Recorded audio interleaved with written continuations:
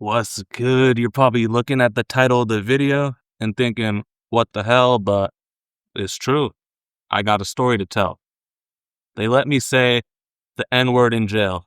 It sounds crazy, but let me break it down and share some of the growth and change that came with it after I came home. So this happened in 2024 when I had to spend a year in jail. And the first month I was there, I was somehow able to remember my big homie's phone number. That was the only phone number I was able to remember off the top of my head that wasn't family because we chopped it up so many times on the phone.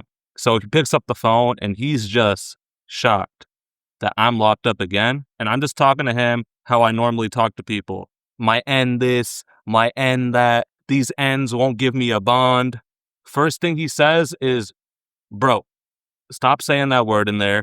You just want to do your time and go home. You don't want any issues. And I'm like, yo, you're right. I'm going to listen to your advice because you've done 5 years over 10 years ago. So going forward, I made sure to not use it at all. And I started to feel weird because I was filtering myself. I felt like I wasn't being authentic. I wasn't being myself because I can't talk how I normally talk in the street. And it made me realize that, bruh, like this N-word is really a huge part of my vocabulary. Everyone says it.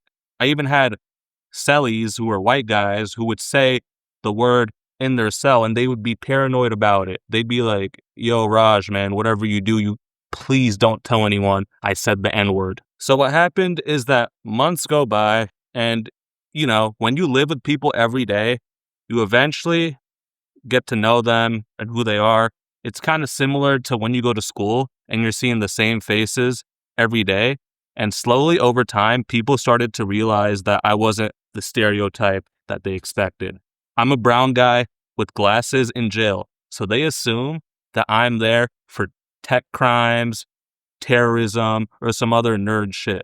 But when they find out that I'm there for a drug charge, the same charge as almost all the other people there, they're like, okay, Raj, that's my N. That's my N right there, man. He cool as shit. I remember one of my homies in the pod who I was talking with every day for months.